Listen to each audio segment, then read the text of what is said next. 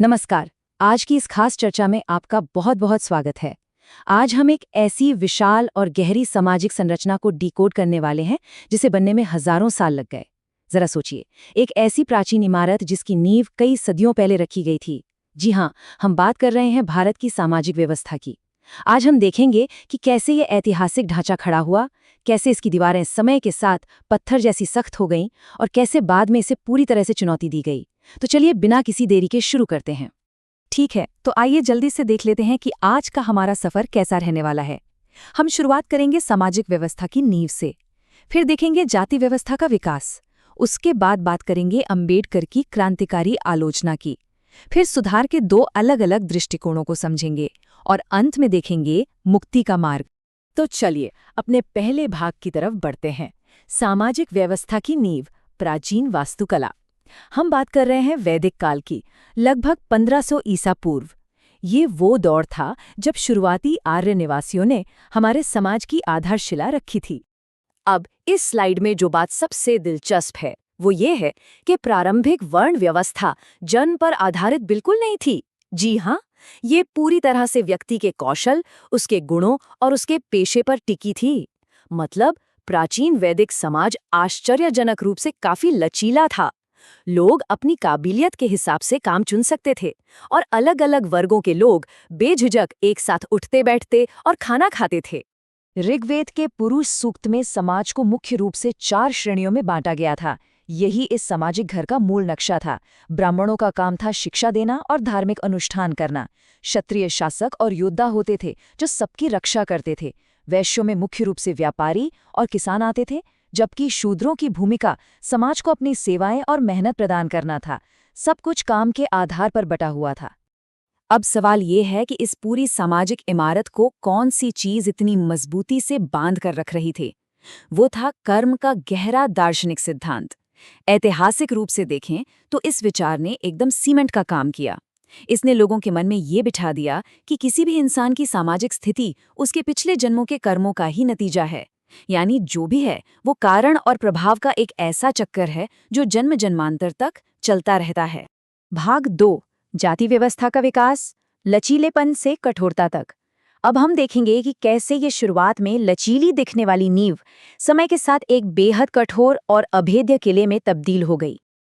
और ये स्लाइड बहुत ही बेहतरीन तरीके से दर्शाती है कि इतिहास के अलग अलग युगों में क्या बदलाव आए। प्राचीन काल का लचीलापन मध्यकाल तक आते आते हजारों छोटी छोटी जातियों और उपजातियों में बंट गया। हालांकि सूफी और भक्ति आंदोलनों ने इसका कड़ा विरोध किया, लेकिन ये ढांचा टिका रहा। और पता है इसका सबसे बड़ा कारण क्या था? एंडोगैमी, यानी सिर्फ अपनी ही जाति या समूह में शादी करने की प्रथा। इसी एक चीज ने जाति व्यवस्था पर स्थायी रूप से ताला लगा दिया। फिर औपनिवेशिक काल में ब्रिटिश नीतियों ने इसे और भी ज्यादा औपचारिक बना दिया। इस कठोरता को पक्का करने में धार्मिक और कानूनी ग्रंथों की बहुत बड़ी भूमिका थी। उदाहरण के लिए मनुस्मृति जैसे ग्रंथों ने जातियों के इस पदानुक्रम को बहुत ही सख्ती से नियमों में बांध दिया।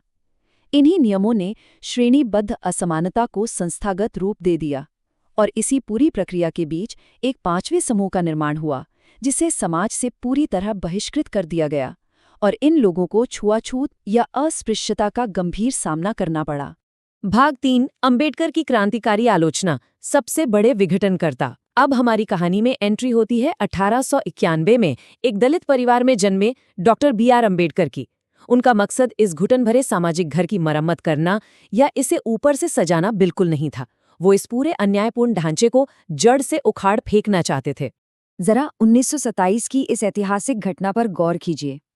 डॉक्टर अम्बेडकर ने सार्वजनिक रूप से मनुस्मृति की प्रतियां जलाईं। ये सिर्फ कोई आम विरोध नहीं था, ये रूढ़िवादी धार्मिक ग्रंथों को पूरी तरह से खारिज करने का एक बेहद शक्तिशाली और प्रतीकात्मक कदम था। ये दर्शाता है कि उनके अंदर सदियों से चले आ रहे उत्पीड़न के खिलाफ कितनी प्रचंड वैचारिक आग थी। तो यहाँ सबसे महत्वपूर्ण बात यह है कि डॉक्टर अम्बेडकर के तर्क बिल्कुल स्पष्ट थे। वो मानते थे कि जाति व्यवस्था समाज की कोई छोटी-मोटी खराबी नहीं है, बल्कि ये जानबूझकर थोपी गई एक दमनकारी व्यवस्था है। उन्होंने कर्म के सिद्धांत को महज एक ऐसा टूल बताया जिसका इस्तेमाल शोषितों की आवाज दबाने के लिए होता है। उनका मानना था कि जब तक अपनी ही जाति में शादी करने का नियम रहेगा, तब तक जातिवाद खत्म नहीं हो सकता। इसीलिए उन्होंने सिर्फ सुधार नहीं, बल्कि सीधे जाति के पूर्ण विनाश यानी एनिहिलेशन ऑफ कास्ट की मांग रखी। भाग 4 सुधार के 2 दृष्टिकोण, वैचारिक टकराव। अब समाज में न्याय कैसे लाया जाए, इस सवाल ने आधुनिक भारतीय इतिहास के सबसे बड़े वैचारिक टकरावों में से एक को जन्म दिया। चलिए इसे समझते हैं। आइए आगे बढ़ते हैं और देखते हैं कि ये टकराव कैसे सामने आया। इन 2 महान विचारकों के नजरिए में जमीन आसमान का अंतर था। एक तरफ महात्मा गांधी थे, जिनका मानना था कि हिंदू समाज के भीतर रहकर ही हृदय परिवर्तन और नैतिक सुधारों के जरिए छुआछूत को खत्म किया जा सकता है, जबकि मूल वर्ण व्यवस्था को बनाए रखा जा सकता है। लेकिन दूसरी तरफ डॉक्टर अंबेडकर थे। उनका स्टैंड एकदम साफ था, बिना कठोर कानूनी और ढांचागत बदलावों के समानता आ ही नहीं सकती। उनके हिसाब से इस व्यवस्था को सुधारा नहीं जा सकता, इसे पूरी तरह से खत्म करना ही इकलौता रास्ता था। इसी वैचारिक मतभेद का सबसे चरम बिंदु था 1932 का ऐतिहासिक पूना पैक्ट।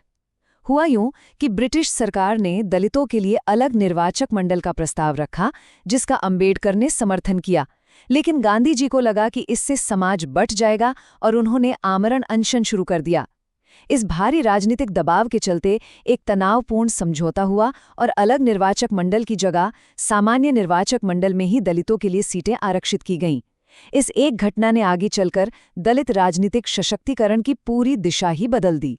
भाग 5 मुक्ति का मार्ग, संवैधानिक और आध्यात्मिक समाधान।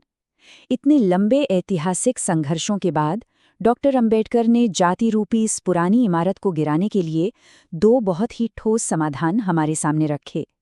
एक कानून के जरिए और दूसरा आस्था के जरिए। कानूनी समाधान की बात हम अभी कहेंगे, लेकिन उससे पहले इस साल 1956 पर जरा ध्यान देना बहुत जरूरी है।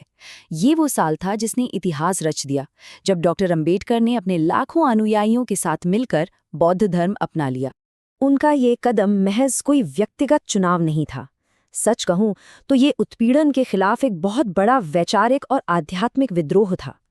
बौद्ध धर्म ने उन्हें एक ऐसा मंच दिया जहां जन्म के आधार पर कोई भेदभाव, कोई ऊंच नीच नहीं थी।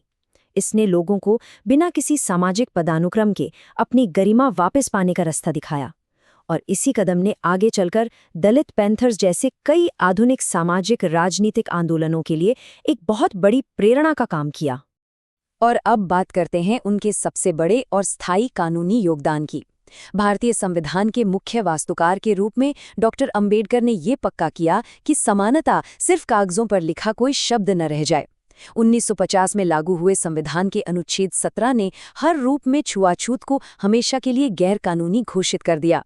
इसके साथ ही अनुसूचित जातियों और जनजातियों के लिए विशेष आरक्षण नीतियां लागू की गईं, ताकि उन्हें शिक्षा और रोजगार में बराबरी का मौका मिल सके। इन्हीं ऐतिहासिक कानूनों ने आज के आधुनिक समय में शोषित वर्गों के राजनीतिक प्रतिनिधित्व का रास्ता खोला।